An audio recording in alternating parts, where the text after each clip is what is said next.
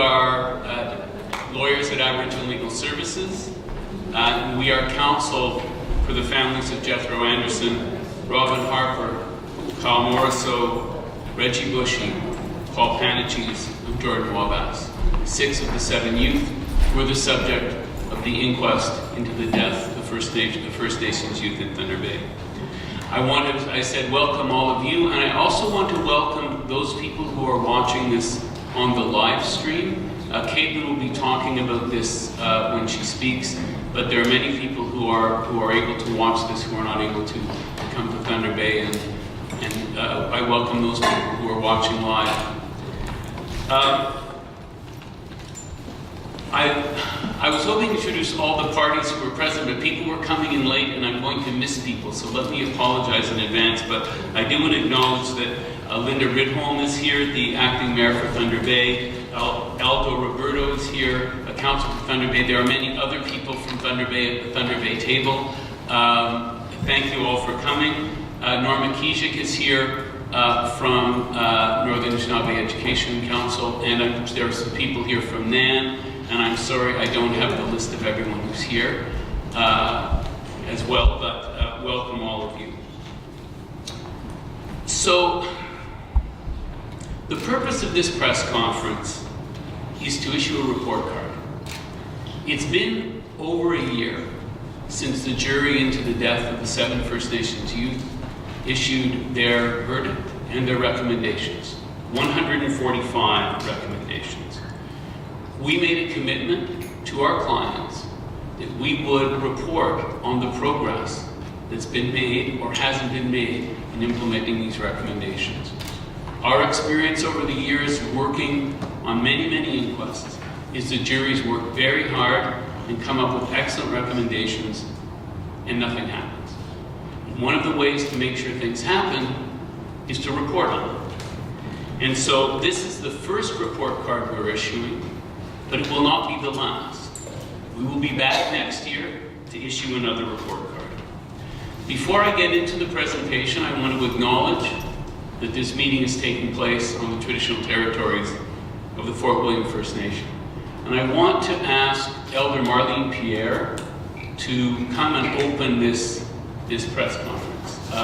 I've known Marlene for a number of years, many years. She's an incredibly strong woman who has a real, unfortunately and sadly, knows very much what our clients are going through. And so we're really very honored that she's able to say some words and open and close our event.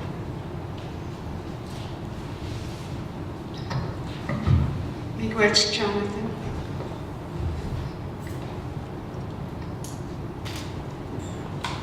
I want to say a few words before I do the prayer. I am from Fort Thunder Bay, and I'm from the Fort William First Nation. Grew up in Thunder Bay, attended high schools, worked. I did a lot of work with many other people in our community to build a strong Anishinaabe community. We did lots and lots of work. And I think I can say safely to prevent the kinds of occurrences that are occurring today on the deaths of our people, missing, murdered women, etc. We, our family, and I want to say these words special to the families that are undergoing what we have gone through when my grandson, J.C. Pierre, died in October 27, 2007. And I really want to congratulate the Aboriginal Legal Services of Toronto who assisted us in our inquest. Thank you, Jonathan, and all the folks at that very meaningful and useful organization to our people. We waited 8 years, we underwent the inquest process, and we created our own recommendations from our family. It went to the relevant departments and bureaus within the ministry. And we also had to wait a year for that, for them to give us what kind of actions they were undertaking in terms of our recommendations. And we made some pretty, I would say, very strong and focused recommendations. And one of them was that we, the Aboriginal communities, undertake the setting up of Indigenous justice authorities in our own communities and areas of jurisdiction and authority to be able to begin the process of making our own justice system. It sounds off the wall, but it's very, very doable. And I really hope that that, as one of the recommendations, can happen. And then along came the Truth and Reconciliation process, and it was one of the 360 turns, in my view, of 50 years of working, that Justice Murray Sinclair made happen across this country, and provinces and federal governments are to respond to those. They need a report card too on the Truth and Reconciliation, and I'm absolutely pleased that you folks are doing the report card exercise, because as we know, the provincial government has this time to respond to what they, in terms of the content of each recommendation, what they've done on them. And we just recently received, about 2 months ago, the report from each ministry and what they had done. And you've given me an idea, Jonathan, to do a report card, a written one as well, on the recommendations that we made. We made hundreds of them. And to see how well they've done. And just in my own personal view, I would say next to nothing.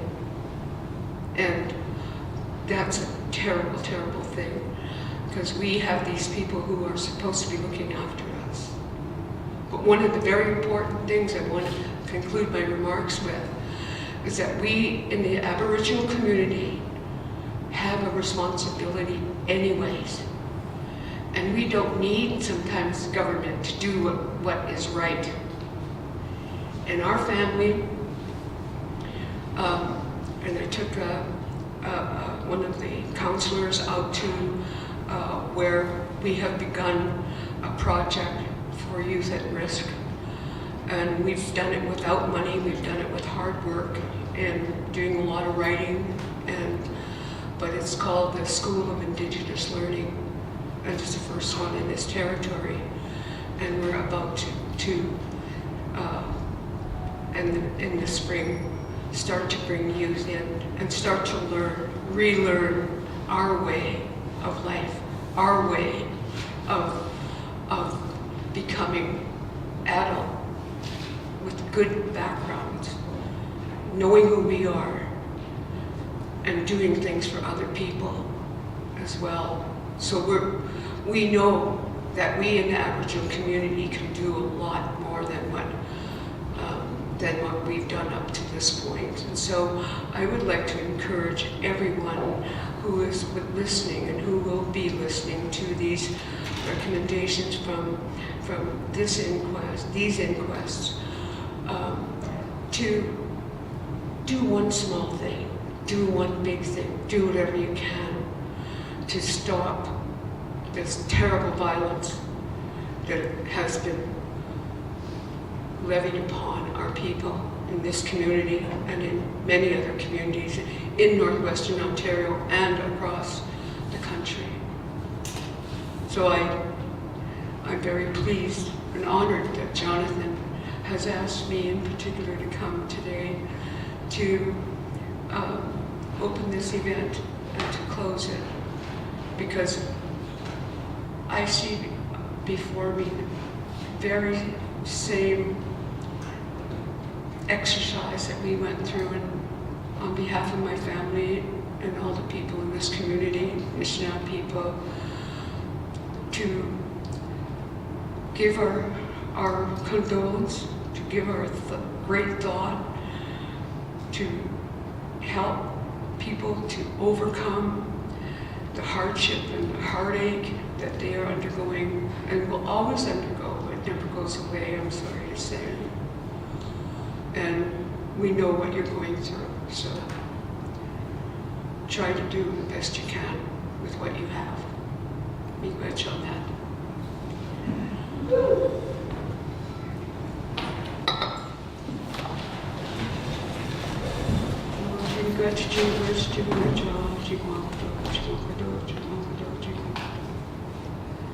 Creator, I'm just one person, but today we talk to you to help us to reach out to everyone who can and who will have the courage to do what we are asking. We want you to help us. Give us courage, give us strength, give us ideas and all that you have to help us with understanding our own spirituality and to live that way. We ask that you help those families,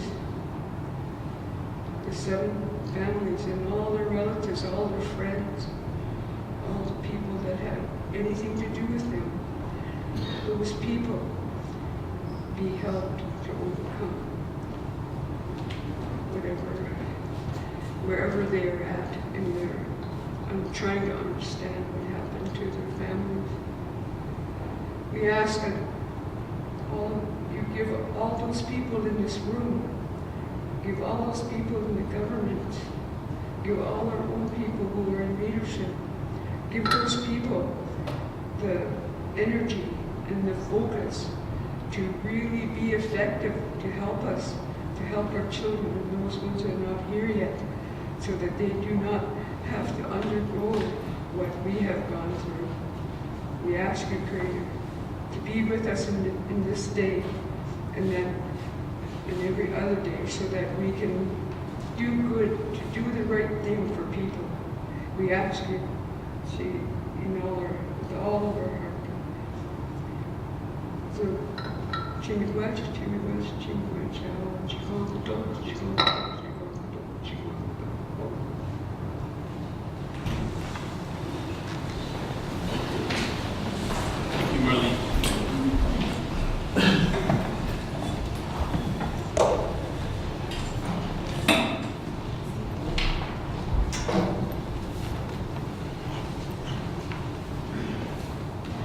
So, I want to, before we get to the recommendations, I want to acknowledge and thank Dean Eaglewoman and the Boer Alaskan Faculty of the Law for allowing us to hold this event here. I also want to thank Rayanne Zager, who is a second-year student at the Boer Alaskan Faculty of Law, who worked for us this summer, and one of her main projects was working on this project, and it was a lot of work, and Rayanne is now our videographer, so she's not even going to nod to acknowledge the thanks, because otherwise the live stream doesn't look very good. So, what I'm going to be doing now, I just want to quickly talk about the process that we use to come up with the grades for the report card. I'm then going to review the grades, and then we're going to take questions. So, to come up with this report card, what we did was we relied on the reports filed by all the parties. So all the parties that had recommendations directed to them at the inquest were required to report in the first year to the Office of the Chief Coroner to talk about the progress that they had made on implementing the recommendations. And we took that information and we came up with a system for evaluating how people were doing, because the Chief Coroner doesn't perform that function. Now, all the material that you're going to see, the slides here, and all the material that we relied on to come up with our grades can be found on our website, which is aboriginallegal.ca/FNY. So everything, you can find everything there, and we invite people to go to that site to look at the material. If people think, I don't think you drew the right conclusion, let us know. and we can revise things for the next report card. But we're trying to be as transparent as we can. So, on to the report card. There were 145 recommendations. Now, one of the things that we did to try and assess progress was to look at some recommendations were, we think, easier to implement than others. And we divided the recommendations into three. First of all, overall, of the 145 recommendations, at this moment, or as of sort of the end of June, 15% were completed, 61% were in progress, and 24% there was really nothing done. So the good news, and I'm going to be doing a lot of this, the good news is that work has started on 75% of the recommendations. The bad news is that only 15% of them are completed and a quarter haven't even started. So as I said, one of the ways to look at progress is to understand that some of these recommendations are easier to implement than others. And so we divided the recommendations into three groups. What we called short-term recommendations. Recommendations we felt could be implemented within a year, so they should have been done by now. Medium-term recommendations that we felt could be done in 4 years. And long-term recommendations that we thought could be accomplished in more than 5 years. And obviously, drawing these lines aren't easy. We spent a lot of time on this, and Rayanne and Caitlin and I met a number of times, and we didn't proceed until we all agreed on the categories that we picked, but again, people may suggest there are different answers. So here's another way of looking at the recommendations in terms of where they're going. In terms of the long-term recommendations, not surprisingly, none are completed. We wouldn't expect any of them to be completed at this point. 71% are in progress, with 29%, basically 30% of those recommendations, and there are 17 of them. Really nothing's been done. In terms of the medium-term recommendations, there were 40 of them. Again, we don't expect any of them to be completed, but 3/4 are in progress. 1/4, no. And for the short-term recommendations, good news is that we have 25% of them completed, and that's the bulk of the recommendations. 88 recommendations were short-term. Half of them are in progress, and about 1/4 there is still nothing done. So, with that background, I now want to move on to the grading. And I want to say a word about how we came up with the grades. It was very important for us not to sort of just look at everything and say, gee, I think that's a B, I think that's a C. We wanted to come up with an objective system that would allow us to come up with a conclusion not based on what we thought, but based on the results as we saw them. And so I'm not going to go over the rather complicated grading system that we came up with, but what essentially we did was this, and all of this is on our website. Essentially what we did is this. We said for the first year, for each party, we assumed that a perfect grade would be if they completed all their short-term recommendations and started their medium and long-term recommendations. So a perfect grade would be if you've done those things. And then we looked at what people actually did accomplish, assigned points to whether you've completed or started your recommendation, divided the numerator by the denominator. So exciting. And we came up with a grade. This is the point system we used. Again, I'm not going to go over it in detail. You can review this if you want. Again, all of this is on our website.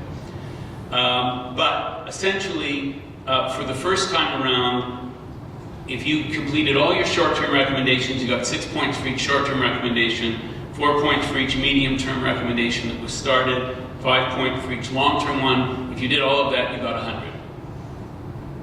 Spoiler alert, no one got 100. So, let's go on to the grades. Again, more detail. Okay, start with Canada. Canada had 81 recommendations. Only 9% are complete, and 43% of the recommendations, nothing has happened. Canada received a D. It's the lowest grade that any party received. want to spend a moment explaining why we came up with this grade. The problem with Canada's response to the recommendations from the jury was that their responses were generic. They basically repeated the same thing over and over again to each of the recommendations.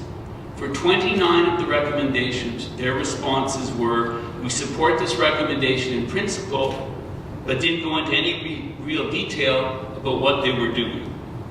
With regard to 23 of the recommendations directed at Canada, they used exactly the same wording to respond to each of the recommendations. No other party responded in such a generic fashion. All the other parties took the recommendations that were directed to them, seriously thought about them, and gave a thoughtful response. What we got from Canada was the same thing over and over again. And we have more detail about the problems, and we actually have each of Canada's responses on the detailed material that's found on our website. But this is why Canada received the grade they did. Now, I also want to acknowledge that Canada did complete a number of the recommendations, not enough, but they did, and we need to acknowledge that. And one example that they did complete was recommendation 68, and this was an important recommendation for the families because it called for increased funding to allow students to return home to their communities during the school year more often. And Canada has increased funding to double the amount of trips home made by students this year, and that's obviously very important because one of the things that came up in the inquest was how difficult it was for young people to be separated from their families for such a long period of time. So, from Canada we moved to Ontario. Ontario received a C+. Now, the good news again, 85% of the recommendations are complete or are in progress, but 15%, nothing has been done on them. Now, the reason that Ontario received a C+ is because many of these recommendations are short-term recommendations. So of the 33 short-term recommendations that Ontario had, they completed 7. 21 are in progress, and 5 have not yet begun. And so that's why their grade is not as good as it could have been. Again, they have made completed some significant items, and you can look at all of them on the detailed list, but I want to highlight one. One of the recommendations that was issued by the jury was to establish a working group to review issues relating to ground searches for missing persons and missing persons investigations. And the province, as of April, with the OPP, has set up a missing persons and unidentified bodies unit. There's a provincial missing persons working group, and the intent of that group is to enhance police response to missing persons investigations, and importantly, to enhance response to families of missing persons. So that's important that was done. Next, we come to one that matters to a number of people in the audience, which is the City of Thunder Bay. City of Thunder Bay received a C+. Now, you look at this, the really good news is the city has completed or is working on 97% of the recommendations which were directed at them, and that's really good. But, since all but 6 of those recommendations were short-term recommendations, we feel they should have been able to accomplish more. But it's clear, our feeling is if the city continues to work the way they're working and show the commitment that they've shown, by next year, there's no reason that they won't have an A. And we look forward to being able to say next year that the city has achieved an A. Next is the Thunder Bay Police Service. Thunder Bay Police Service received a B+. They had 10 recommendations directed to them, and they've completed or are working on all of them. And it's important to note that while there were only 10 recommendations directed to the service, many of them are quite extensive. Recommendation 91, which I'm not putting up, has a whole bunch of subsections, and so it's no way they could have completed recommendation 91, but they're making a lot of progress on that. So the Thunder Bay Police Service has done a great deal. Among the recommendations they've completed, I'll just highlight 2. One was enhancing the grade 8 visit program, where officers from the Thunder Bay Police Service would visit the communities where young people would be coming, visit the grade 8 students who would be coming to Thunder Bay for grade 9. and they would meet them and talk to them before they arrived. And the other thing that was completed, obviously very important, was a safety audit of the river areas in the city. Next we come to Anishinaabe Nation, NAN. NAN received a C+. Now, a number of recommendations directed at NAN have not been completed because they indicated that they needed funding to complete them.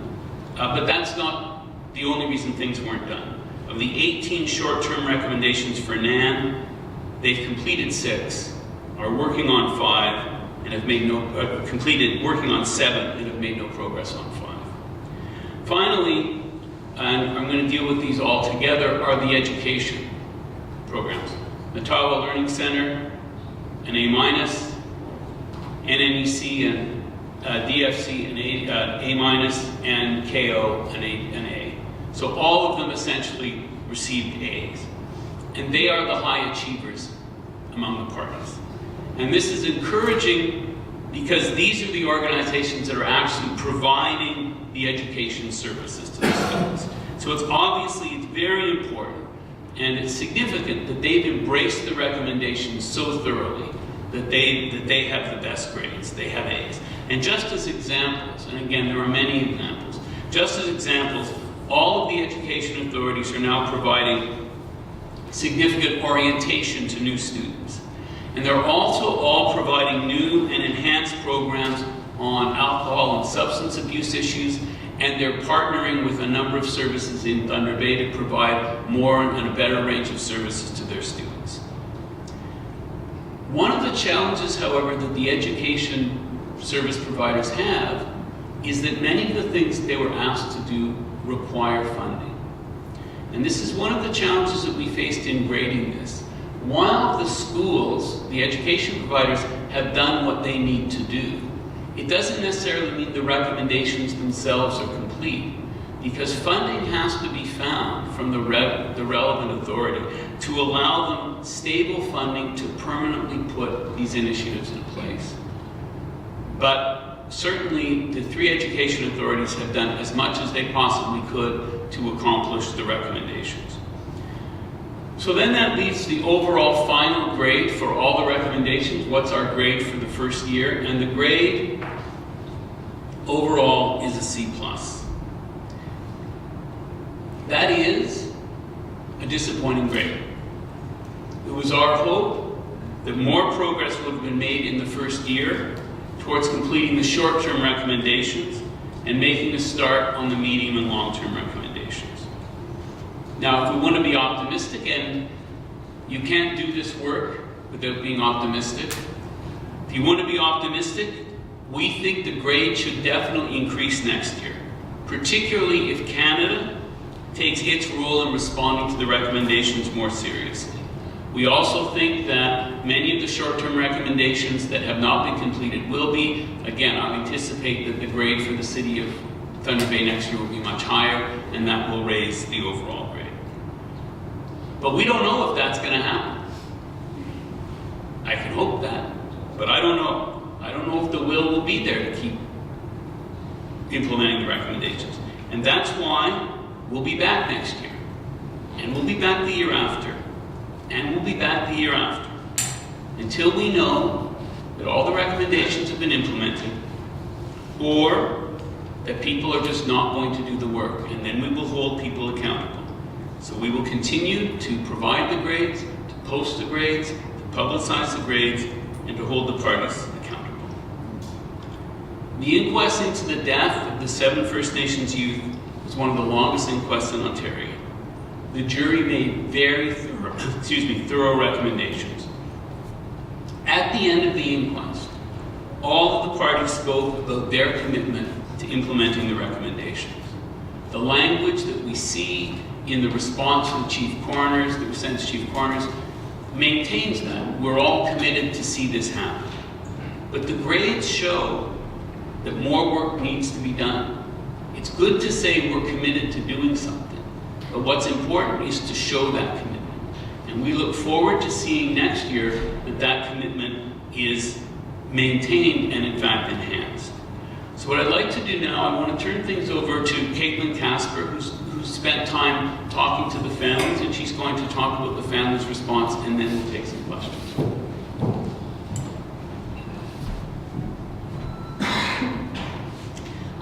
Good morning. The First Nations Youth Inquest has been a long and difficult journey for the families of Jordan Lavas, Robin Harper, Kyle Morriso, Jethro Anderson, Paul Panachese, and Reggie Bushy. Throughout this process, it has been an honor for Aboriginal Legal Services to represent them and for me today to speak on their behalf. Over the last few weeks, I have connected with the families who live in various communities across Northern Ontario and provided updates on our progress as we went through the stages of analyzing the information we received from each of the 8 parties and involved and planning of this event today. It has not been easy, to say the least, to reach everyone, and I was reminded often of the many challenges faced by those living in our remote communities. I am thankful for the existence of social media and live streaming that allows the families to be with us and watch us in real time as this press conference unfolds. The strength and courage of these families to remain so invested in the outcome of these recommendations and the importance to them that what happened to their loved one not happen to any other First Nations student seeking high school education should not be lost on any of us. No family wants to lose a child in the way that these children were lost. And last year, the jury who sat through the First Nations Youth Inquest listened carefully to the evidence presented to them and considered carefully what recommendations would be appropriate. Their deliberations, as you heard from Jonathan, resulted in 145 recommendations to prevent death in similar circumstances where youth such as Jordan, Robin, Kyle, Jethro, Paul, and Reggie are far away from home and far away from their family solely for the purpose of seeking education. Overwhelmingly, these recommendations focused on building up partnerships, communication, and the community services necessary to keep these students safe. This is why the families, as well as Aboriginal Legal Services, Jonathan, myself, Rayam, believe it is imperative that the support work continue. After 1 year, it has become clear who has made the commitment to see real changes happen.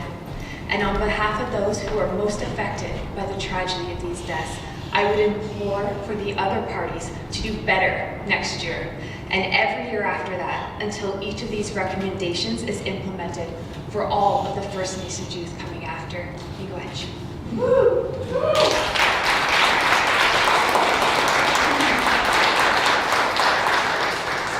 So we have an opportunity for questions. If someone can turn on that mic. Rayanne can't because she's... Thank you. And again, yeah, please turn it on. It's just a little switch there. And I also encourage people again to take a look at, go to our website, and you can look at all this material in detail, because again, to emphasize, it's very important for us that we be as transparent as we possibly can. And so I know who you are, but for the benefit of the people here and for our viewing audience. Thanks for that. Hi, I'm Cynthia Wasayaskama. I'm the Chair on Truth and Reconciliation at Lakehead University, Thunder Bay, and Aurelia. And my question is, well, actually my request is that Lakehead University also be included in the report, and I'm sure the college will have something to say about that as well, because we've also spent a considerable amount of time over the past year setting up different kinds of initiatives and putting forward proposals to do a four-corner leadership table and a reconciliation conversation across Thunder Bay so that we can address the stereotypes and the biases and beliefs that are part of the larger concern that we have as a city. We have a President's Council being set up that will engage all of the faculty, staff, and students at Lakehead to talk about some of the issues that the students are up against. We've requested an ambassador on reconciliation to help the students get to where they're going a lot more effectively and to get the services that they need. So there's a lot going on, I think, in the academic institutions as well that actually should be included here, because we're quite determined to be a part of this conversation and to ensure that the students that come to Lakehead are also protected and have the information that they need to be safe. Okay, thank you, Cynthia. And this raises an important issue that we'll try and take on. Our focus in this report card was to look at the recommendations were specifically addressed to parties, but you've raised an important issue that obviously there are other individuals involved, and we need to think about for the next report card how we can try and capture some of that. So thank you very much. Are there any other questions from anyone? Anyone want to make any comments? Okay, then I would ask Marlene please to come up to close this event, and I thank you again all for attending. We're going to be here for a while if people want to have other conversations. So, Chimigwech for coming, and again thanks to the law school and particularly to Marlene. Congrats, Jonathan.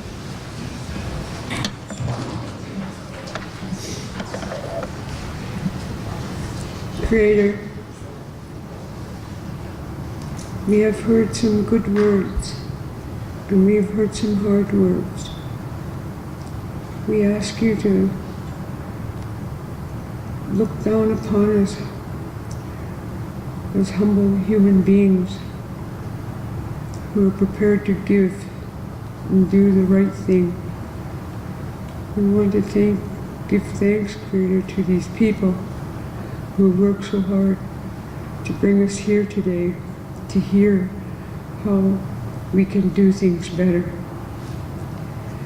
And those who haven't done very much, such as the governments, the federal government in particular, those ones that make the rules for everybody in the whole country, that they take more, help them to take more action, and for sure help us to take more action within our families and within our community, and to seek better ways of living, seek better ways of dealing with all the hardships that we encounter as family. We want you to know how much we appreciate these people that have been working so hard for us at the legal services, all the lawyers and those who attended the inquest. And above all, we want you to keep on helping those families that have been affected by these deaths. And we ask that you follow us home from this meeting, and that we reach our families in good health and make things happy as we can for everyone. We say, Miigwech, Miigwech, Miigwech, Miigwech. We say, Chigwankato, Chigwankato, Chigwankato, Chigwankato. Home. Thank you very much for coming. Thank you, Marlene. Great.